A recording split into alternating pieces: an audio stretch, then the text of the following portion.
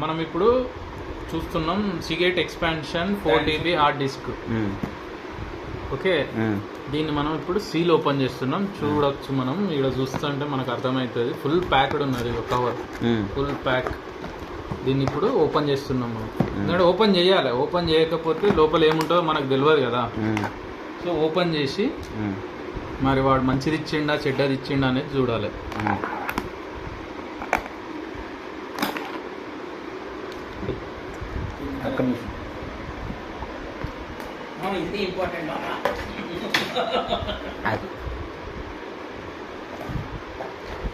ఇది ఓకేనా? ఓకే.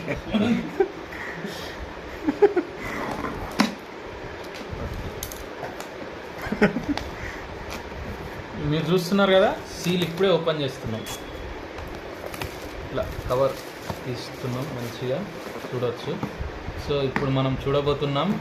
ఇప్పుడు ఇంకొక చిన్న సీల్ ఉన్నది, ఈ సీల్ కూడా తీసేసినామంటే ఇది కవర్ ఏం అట్టిదే. ఇది ఇట్లా అంటే పీక్ వచ్చేది, దీనికి ఎందుకు సీజర్ పెట్టడానికి పెడతలేను నేను, అంతే పథకం అనుకున్నారు.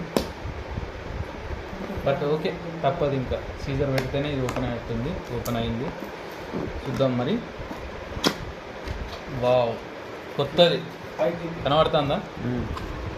ఫస్ట్ చూడండి, చిన్న ఫస్ట్ కేబుల్స్ ఇద్దాం. ఈ డబ్బాలు ఏమున్నాయో చూద్దాం మనం. ఈ డబ్బాలో చూస్తే మనం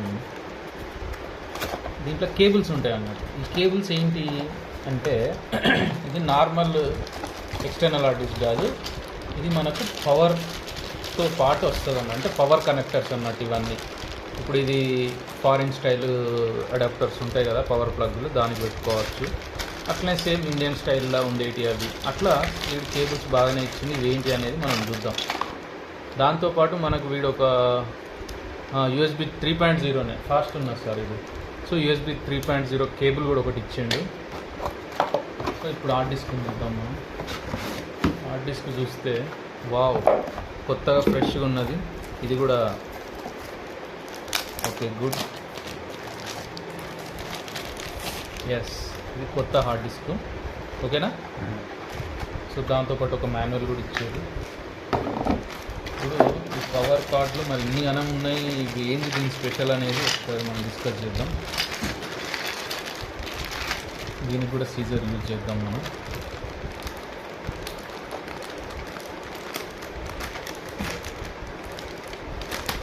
ఓకే,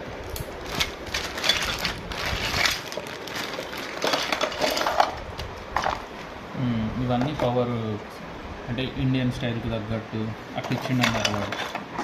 ఇప్పుడు దీనికి మనం ఇది పెట్టుకోవచ్చు ఈ రకంగా.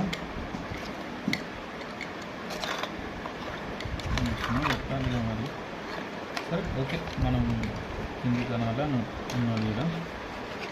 ఇది 1 2 3 4 5 6 7 ఇచ్చిండు వాడు. ఓకే, ఫైనల్లీ మనం ఒక హార్డ్ డిస్క్ అయితే తీసుకున్నాం. చూద్దాం మరి దీని వర్కింగ్ ఎట్లుంటుందని నెక్స్ట్ వీడియో కోసం వెయిట్ చేయాలి.